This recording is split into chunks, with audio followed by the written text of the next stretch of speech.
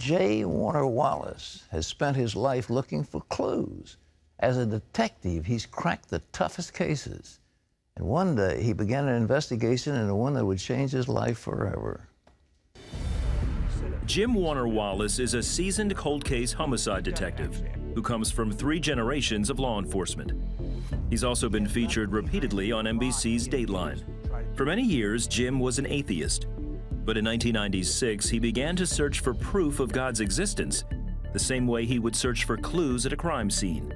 His investigation led him to an unwavering conclusion. Jim shares his forensic evidence in his book, God's Crime Scene, to make a compelling case in favor of a divine creator. Well, J. Warner Wallace is here with us now. It's a fascinating book. It's richly illustrated, and it's it's a cold case investigator. And tell me about it. You spent your life doing this. What do you look for? You're a cold case. You've got the dead body lying there, and where do you go from there? Well, not every death scene, you know, is a crime scene, because there are 4 ways to die. So the first thing that we typically do is decide, well, do we have a murder here? Or is it a natural, an accidental, or a suicide? Okay. Or is it actually a murder? And one of the tricks we use, and I've been doing it for years, is something I call an inside or outside the room kind of a game. Okay. Where we simply ask, can I explain all the evidence that's in this room by staying in the room? If I can, it's probably not a murder. So, for example, if I have a death scene and I've got a pistol laying next to the victim, but the pistol belongs to the victim, it was his all along, and it's got his DNA and fingerprints on it. Maybe there's even a note that's in his writing. Well, this is probably not going to be there's no sign of any intruder. All right. Now, on the other hand, if it's not his pistol and there's foreign DNA and there's even like bloody footprints leading out of the room, well, now I can't explain the stuff in the room by staying in the room. I've got to go outside the room for the best explanation. That's the approach we take, is the inside. So I thought, well, could you take the same approach with the universe? If there are 8 pieces of evidence that we identified in the universe, can I explain those by staying in the room of the natural universe, or is the best explanation outside the room? And that's what God's crime scene is. We'll start at the inside of the room. What did you find out? Well, I think there are, you know, Pat, if I was working you as a suspect in a case, and all I had was a witness who said they saw you there, that would be good. But if I had physical evidence to add to that, and maybe some statements you made and some behaviors that were observed, now I'd have different categories of evidence that would point to the same reasonable inference. Well, I think there are 4 categories of evidence, 8 pieces, very, very different. Cosmological evidence, the beginning of the universe, the fine-tuning of the universe, biological evidence, the origin of life, the appearance of design and biology, mental evidence, consciousness, and free agency. Let's go to this cosmology. In other words, there's no question, as you look at the universe, it had to have a beginning. Is that the answer? It had to begin. And all the science demonstrates it. This isn't my claim. You know, Genesis 1 claims the same thing. But that's not really my claim as a theist, as somebody who believes in God, to begin with. That's the claim of even the atheists who are scientists, who are looking at several things they see, the second law of thermodynamics, you know, the background radiation they see in the universe.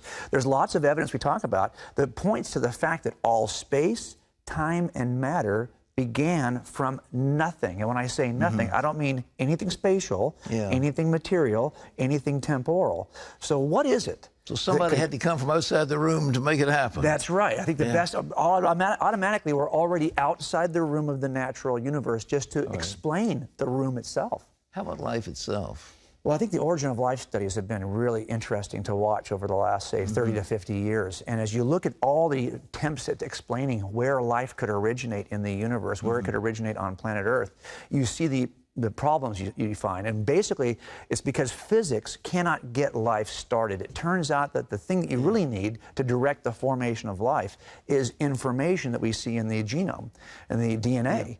And the problem we have is that, as Stephen C. Myers says, is you cannot find a single example in the history of the universe in which information has ever come from anything other than intelligence. You can't get information like you see in DNA from physics. There are no natural properties of law that can get this. Well, you've got, in DNA, you've got the equivalent of a library of, several thousand books with closely typed print. And they say that came out of natural selection. You know, when evolution brought it about, evolution couldn't do that. Well, you just need to show me the mechanism. Then again, as a detective, I'm always saying, well, what's the data? And then how do we interpret the data? So be careful. Science doesn't say anything.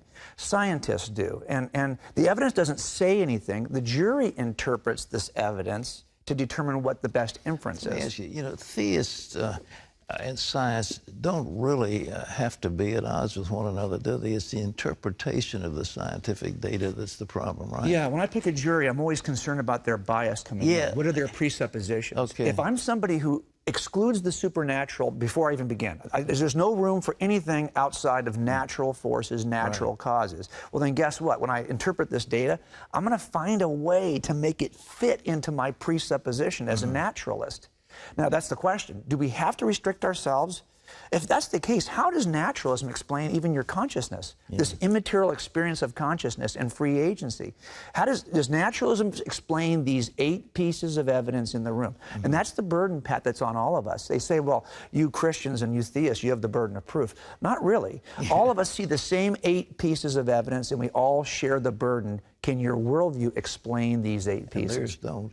Folks, I wish we had, this is fascinating, it's called God's Crime Scene. Where can people get this book? Well, you can get it in all the booksellers across the planet, you know, of course. And of course, my website is coldcasechristianity.com. Cold Case Christianity, God's Crime Scene. It's a tremendous book, and it's been highly endorsed because it is just so interesting and so full of data that you need to know. The cosmology that says God is there by a leading forensic detective, God's Crime Scene. God bless you. Thank you for being here. Thank you, Pat, for having me. I so appreciate you.